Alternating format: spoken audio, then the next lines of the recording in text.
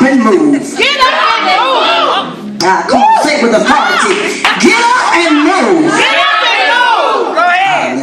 Get up and move. While you still sitting there in the same place. This is a shifting conference. Get up and move.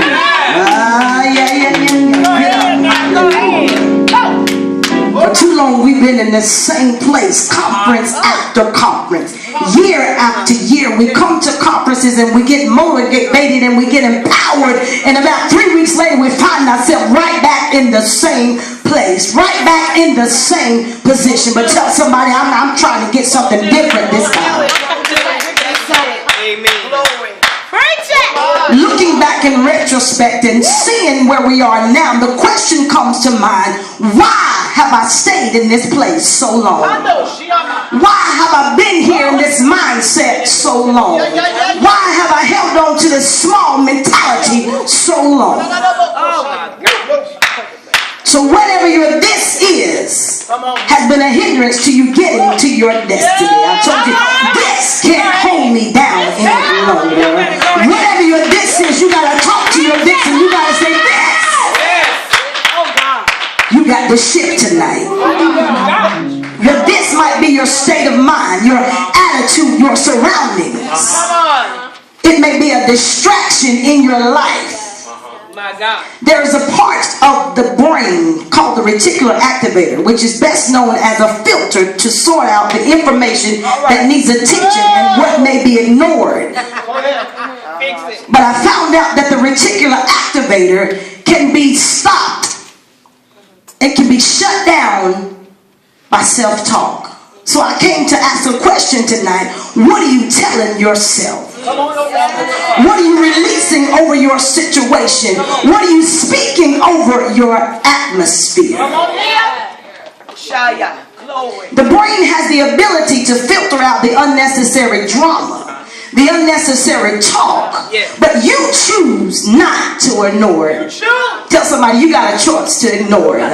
You don't have to be frustrated and all caught up because of what somebody else is saying and what else somebody else is doing.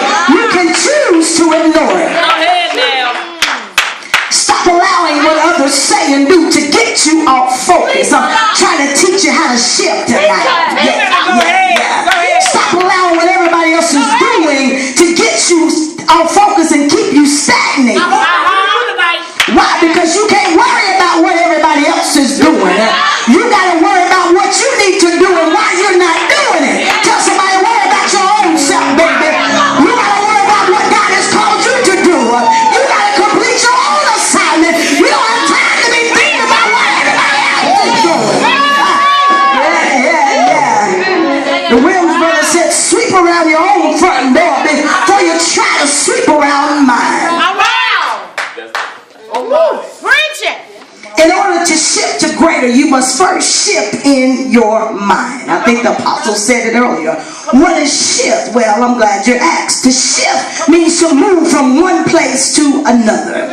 The synonym for the word shift are change, transfer, remove, and switch. I'm going to say that again. Change, transfer, remove, and switch. Sometimes you got to do all four of these things to get where God is taking you. To get what God has for you, you got to do all four. The first shift has to take place in your mind. I already said that. Romans 12:2 says, be not conformed to this world, but be ye transformed by the renewing of your mind. Simply saying you no longer have to adapt to the way the world is doing things. You don't have to adapt to the way the world is thinking.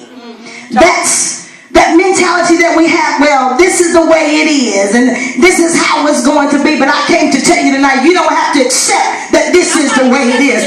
Why? Because you have the power to call things into existence. You've got the power to change your situation with your mind. You got the power to change your situation with your mouth. So I came to ask a question that I asked Exalted Word a few weeks ago. What's in your mouth? What's in your mouth? What's in your mouth? What's in your mouth? You can never shift to greater with a mediocre mentality. With God, all things are possible.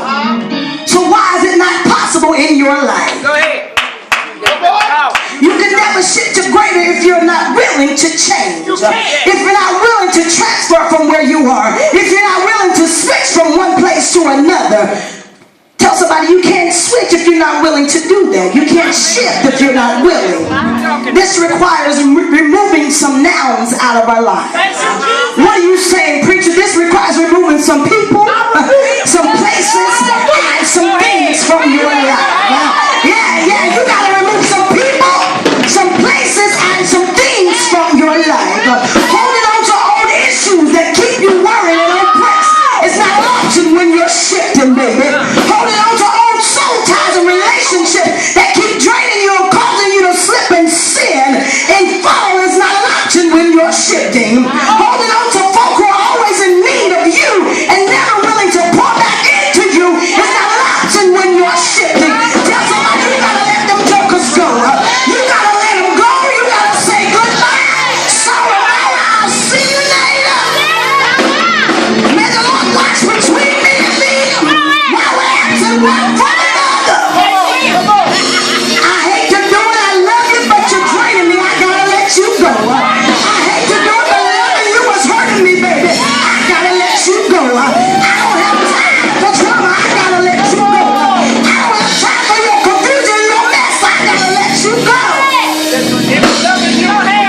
Sometimes you gotta be like Martin and say, get to stepping, get to stepping, get to stepping. Get to stepping. I'm trying to teach you how to shift tonight. Yeah. Anybody want to shift? Yeah, I'm ready to shift.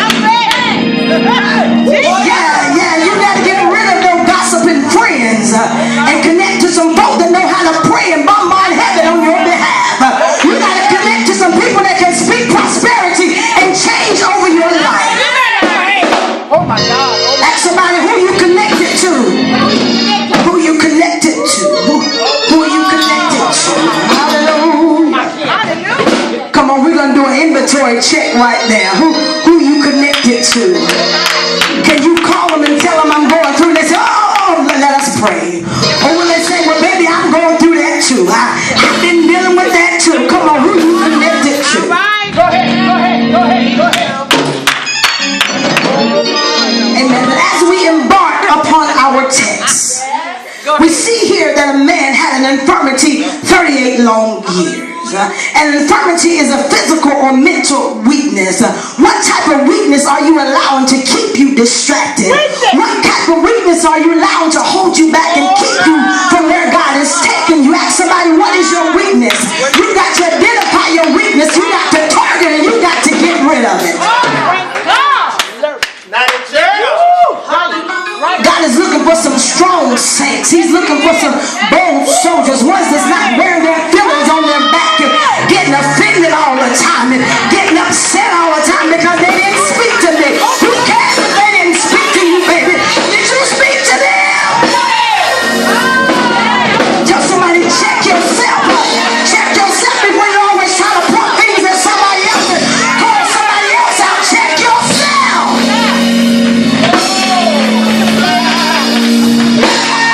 Check yourself. What's flowing from your mouth? What's coming out of the inside of you? Check yourself.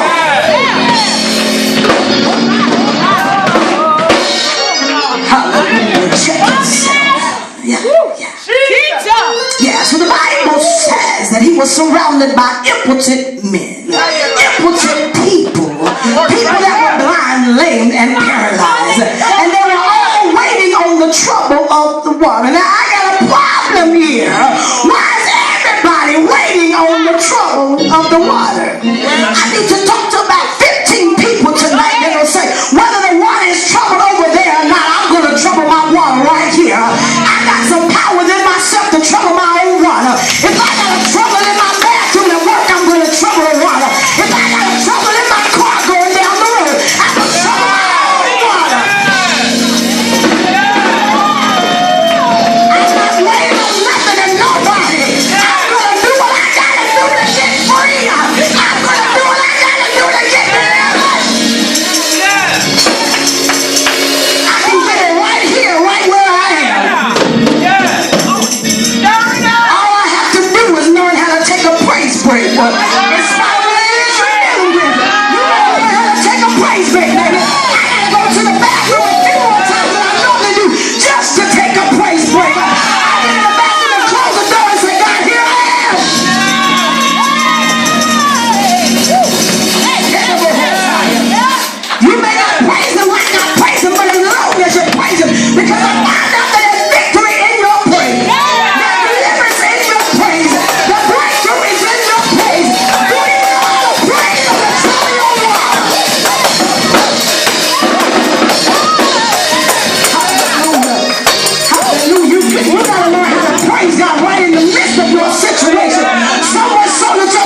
situation changes